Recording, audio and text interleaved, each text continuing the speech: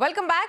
IndiCube is one of India's premier flexible workplace provider that was founded by Rishi Das and Meghna Agarwal. It was built on the thought of changing and reimagining the limits of commercial real estate and provide workspaces for everyone. Today, it caters to unique needs of startups, unicorns, and even Fortune 500 companies. So what sets IndiCube apart and makes it future ready? We are joined in by co-founder Meghna Agarwal to know more. Joining us in a special chat, we have Meghna Agarwal, who is one of the co-founders of co-working space provider IndiCube. She is speaking with us about what are some of the trends shaping the co-working space industry, IndiCube's growth and expansion plans, and more. Meghna, welcome to CNBC TV 18. Thank you. Pleasure to be here. So, straight off the bat, if you can share with us, what are some of the trends shaping the co-working space industry today in India? Okay. So, before I start with the co-working industry, let me take a step back and tell you about the evolution of the real estate spaces. Yeah. So, when we talk about office spaces, we talk about, okay, I want an office space with a certain square feet, fixed lock-in time and a fixed pricing, right? So, everything is very rigid, very fixed. There is no concept of flexibility in the system. Even in terms of designs, you will have a curvilinear workstation, bigger workstation, and the people would be working in silos. So over a period of time, the way you have seen disruption in other industries like your fintech or your edtech, the same transformation was happening in real estate. People believe that because of the uncertainty in the businesses, external factors and all, they wanted a pay-as-you-go model. They do not want to, pay for the workspaces which they are not using it. They want flexibility in the system. Yeah. Plus, even the curvilinear was replaced by linear workstation. They were more collaborative and a lot of creative zones which were incorporated in the layout. So all those trends were changing. And when we started IndiCube, so I can fairly say it was like changing the consumer behavior. And when the COVID came, then the narrative was the offices are going to be passé, everybody would work from home. And then, so for example, why do you need an office? You need office for your talent. So people realize that office is here to stay. It will be hybrid model. Employees wanted employees to come to office, but employees do not want to come to the offices, right? And so these were certain trends which we're seeing. Also, there was a lot of, initially, the talent would go where the work is, but now the work is going where the talent is. So you would see a resurgence of a lot of tier 2, tier 3 cities also. So all these trends were happening. Also, post-COVID, what happened, a lot of MNCs, like the way the temping business has grown, the way they have these 20-25% of their manpower on the temping. Similarly, they understood that the 20-25% minimum of their real estate portfolio has to be flexible office spaces. So all those trends were happening. So still, I would say the real estate is undergoing transformation.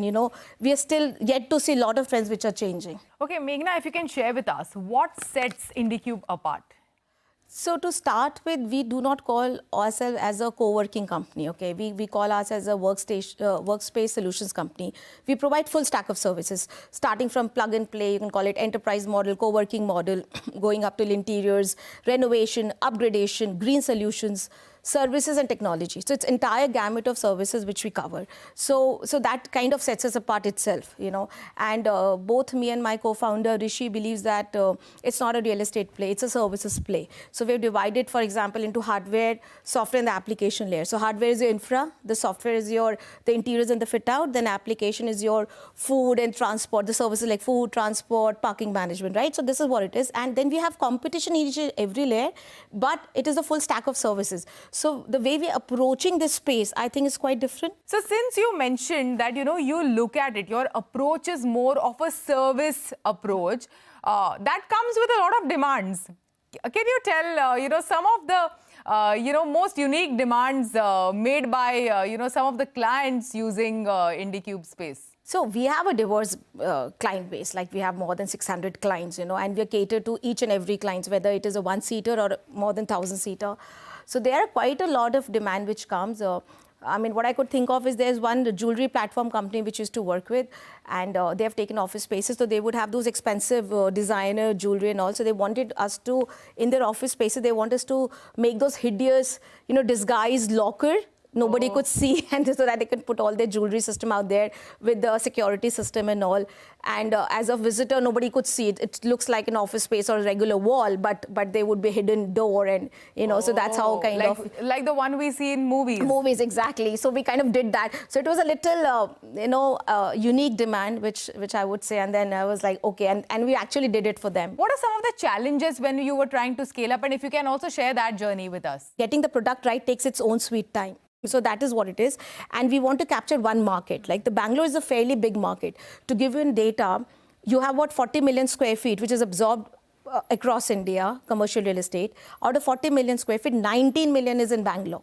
So you can imagine Bangalore is such a huge part. In fact, Bangalore absorbs more real estate than Vietnam, Indonesia and Shanghai put together. Vietnam, Indonesia and the Southeast Asia countries put together. Oh, wow. It absorbs more, the last 3 years, they have absorbed more real estate than Shanghai. So Bangalore is a fairly large market, and we are Bangalore. So we were Bangalore based, we are Bangalore based. So we want to get the product right in our home turf. So that kind of took a lot of time. But when it comes to scaling up, when we got the product right, so the scaling up, we actually faced a similar situation any company would have faced in scaling up. But the biggest challenge was not the COVID. It was the narrative that office would be passé, office would close down, it is work from home. So those narrative, which was very, very, I would say, challenging, and to overcome that. And there were companies which were making headlines. On one side, they were saying, we would ask all our people to work from home. On the other side, they are taking and leasing out office spaces, left, right, and center. So there were dichotomy in the news itself. But then, as I said, eventually people realize that offices are here to stay. It is not work from home, but is walk to work. People need offices.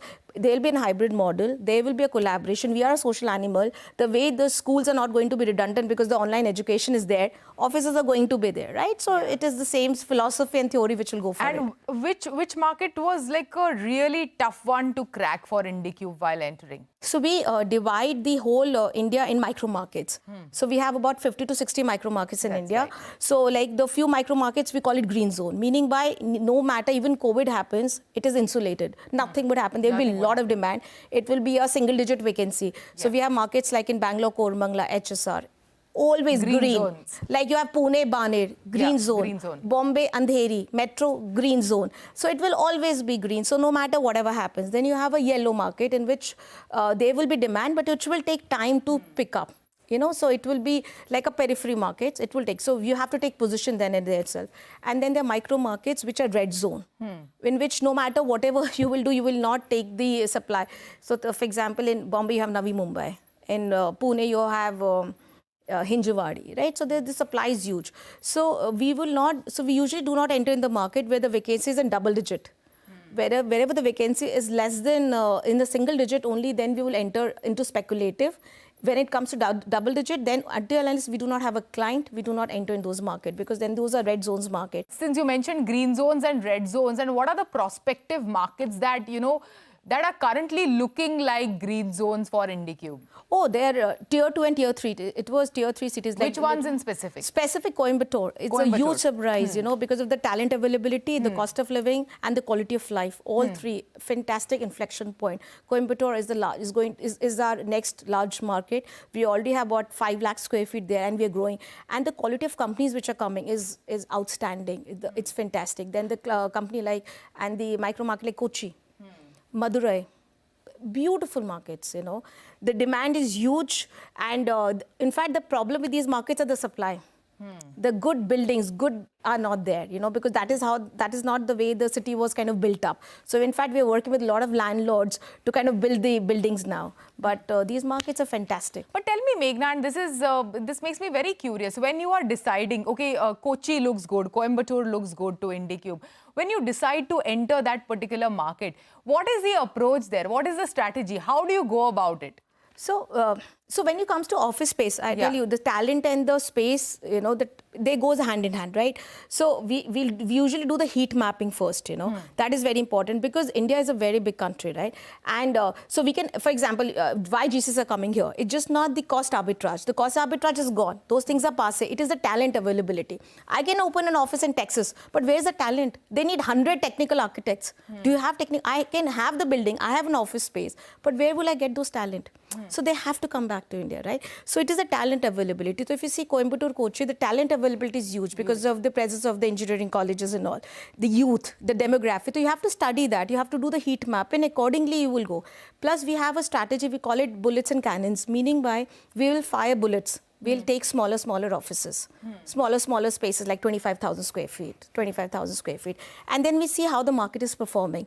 And then once we set our market, then we will fire cannons, then we'll take the entire building, So that is just like taking the baby step first, establish in your market, and then they'll go for the bull run. Yeah.